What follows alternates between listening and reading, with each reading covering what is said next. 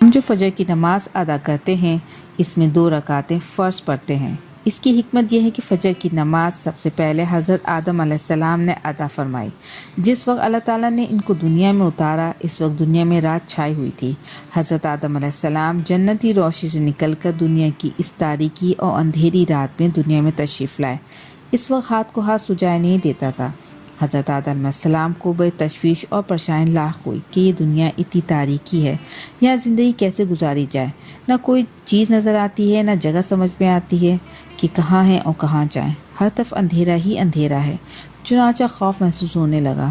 اس کے بعد آہستہ آہستہ روشنی ہونے لگی اور صبح کا نور چمکنے لگا۔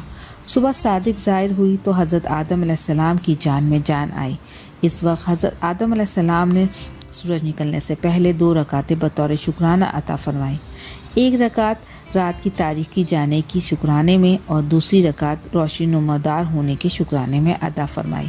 یہ 2 رکعتیں اللہ تعالیٰ کو اتنی پسند آئیں کہ اللہ تعالیٰ نے ان کو حضور اقدس صلی اللہ علیہ وسلم کی امت پر فرض فرما دیا۔ اس بات سے اندازہ لگائیں کہ فجر کی نماز کتنی اہم ہے۔